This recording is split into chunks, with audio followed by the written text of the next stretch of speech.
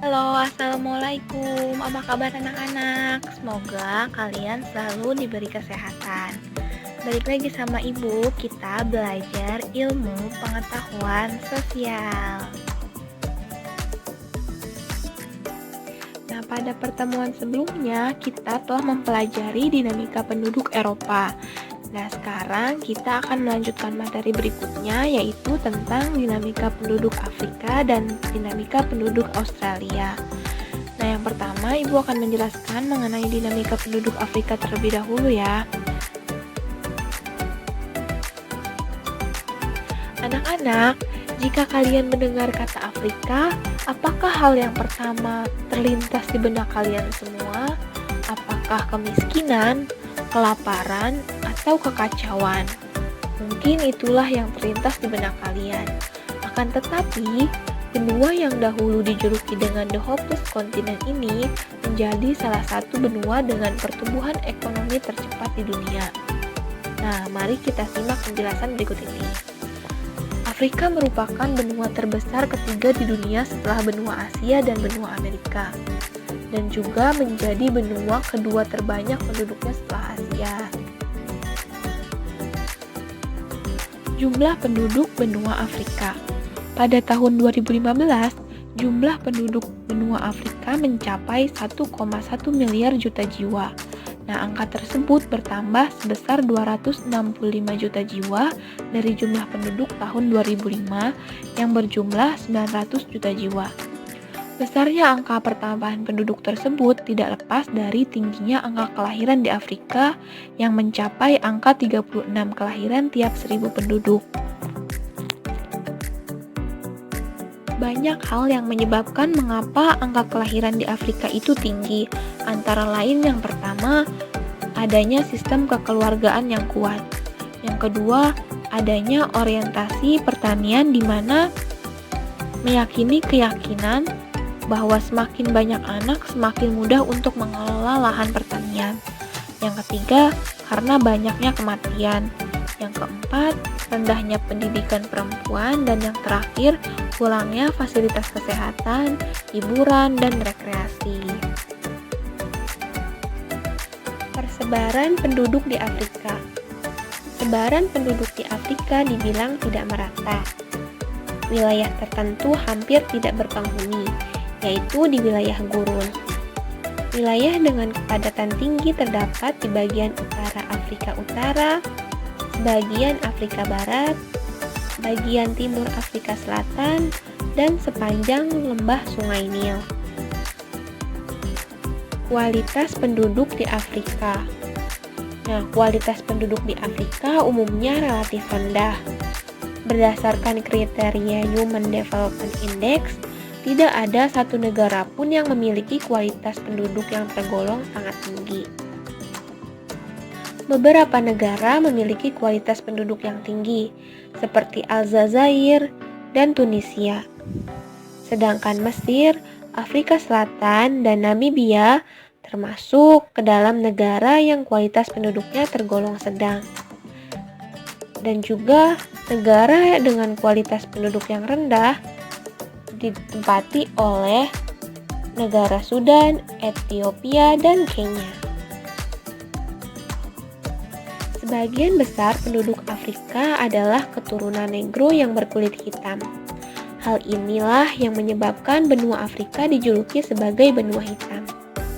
Nah, secara garis besar, penduduk Afrika digolongkan menjadi 4 kelompok besar. Yang pertama ada ras negro. Yang kedua ada ras Kaukasoid dari keturunan Arab. Yang ketiga ada ras Kaukasoid dari keturunan Eropa. Dan yang terakhir, suku pribumi.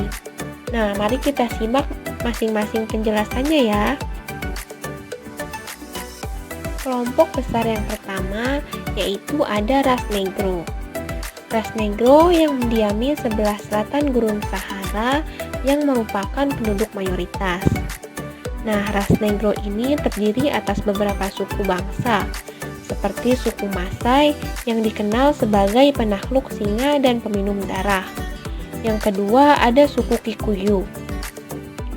Suku Kikuyu merupakan suku terbesar yang ada di Kenya. Yang ketiga ada suku Zulu. Suku Zulu merupakan suku etnis terbesar di Afrika Selatan. Nah, yang keempat ada suku Sudan, dan yang terakhir ada suku Bantu. Nah, kelompok besar yang kedua ada ras Kaukasoid dari keturunan Arab. Ras ini mendiami Afrika Utara.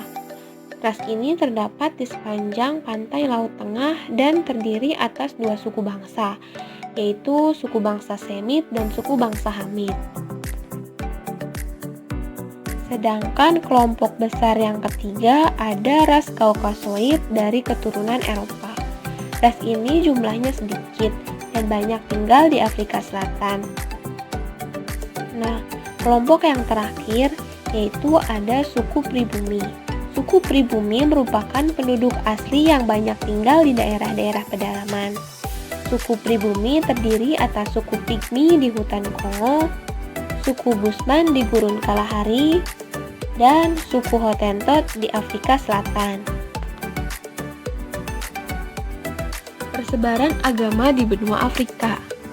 Penduduk Afrika menganut beragam agama. Ada agama Islam yang dominan dianut di kawasan Afrika Barat, Utara, dan Timur. Dan di kawasan Afrika Selatan, jumlah pemeluk agama Kristen lebih banyak dibandingkan Islam dan Hindu. Di kawasan Afrika Tengah, jumlah terbanyak ialah penganut kepercayaan animisme.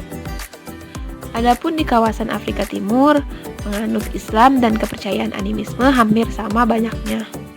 Nah, agama lain yang dianut oleh penduduk Afrika ialah agama Yahudi dan Katolik Roma. Keragaman bahasa di Afrika. Benua Afrika memiliki keragaman bahasa yang sangat tinggi, namun di Afrika terdapat 3 bahasa utama yang digunakan, yaitu bahasa Arab, bahasa Swahili, dan Hausa. Nah, diperkirakan jumlah bahasa yang digunakan mencapai 1.500 sampai 2.000 bahasa. Dari jumlah bahasa tadi dikelompokkan menjadi 4 kelompok, yaitu yang pertama ada Afroasiatika. Nah, bahasa ini meliputi Afrika bagian utara, jumlahnya sekitar 200 bahasa. Selanjutnya yang kedua ada Nilo-Saharan. Bahasa ini mencakup wilayah tengah dan timur Afrika, jumlahnya mencapai sekitar 140 bahasa. Kelompok bahasa yang ketiga ada Kongo-Saharan. Bahasa ini mencakup 2/3 Afrika sebagai cabang utama Niger Kongo. Jumlahnya mencapai 1.000 bahasa dengan 200 juta penutur. Nah, yang terakhir, yang keempat ada Khoisan, mencakup bagian barat Afrika Selatan. Jumlahnya sekitar 30 bahasa. Budaya Afrika dapat dilihat dengan wujud seni, bahasa, dan agama. Untuk bahasa dan agama tadi sudah kita bahas ya. Sedangkan untuk seni bisa berupa kerajinan patung, biasanya menggunakan tema pasangan laki-laki dan perempuan, perempuan dan anaknya, atau laki-laki dengan senjata dan binatang. Sedangkan musik dan tari, penduduk asli Afrika menggunakan tradisi lisan yang berbeda dengan musik dan tari dari penduduk pendatang dari Arab.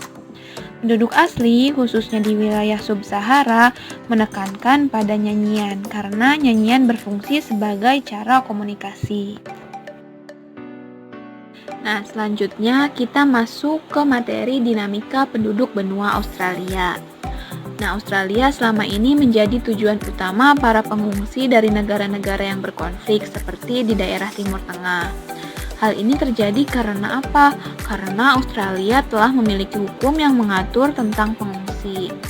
Jadi pada tahun 1951, Australia telah menandatangani konvensi pengungsi, di mana berdasarkan konvensi tersebut, Australia harus mengurusi pengungsi yang datang ke wilayahnya. Jumlah penduduk di benua Australia. Nah, pada tahun 2005, penduduk Australia mencapai 2400 juta jiwa. Sedangkan pada tahun 2015, jumlah penduduk Australia mencapai 23.900 juta jiwa. Hal ini berarti dalam jangka waktu 10 tahun, penduduk Australia terjadi penambahan sebesar 3.500 juta jiwa.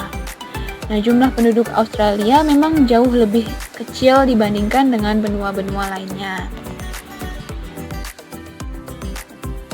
Penambahan jumlah penduduk Australia tersebut terjadi karena adanya penambahan angka kelahiran yang mencapai 13 kelahiran dari tiap 1.000 penduduk, sedangkan angka kematiannya mencapai 7 kematian tiap 1.000 penduduk.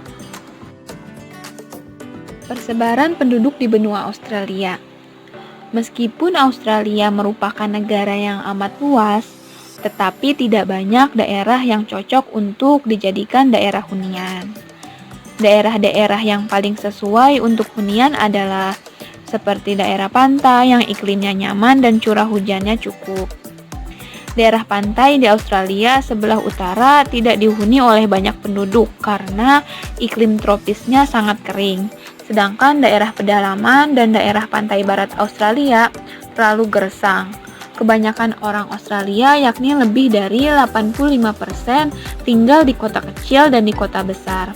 Nah, kota-kota tersebut pada umumnya terletak di tepi pantai. Kualitas hidup penduduk di benua Australia. Australia merupakan negara sekaligus benua dengan kualitas penduduk yang sangat tinggi. Salah satu indikator mengapa Australia memiliki kualitas hidup yang tinggi antara lain karena angka harapan hidup menunjukkan kategori tinggi, yaitu sebesar 82 tahun. Ini menunjukkan penduduk Australia memiliki kondisi kesehatan yang baik. Pendapatan penduduk Australia juga tergolong tinggi yang mencapai $42.880.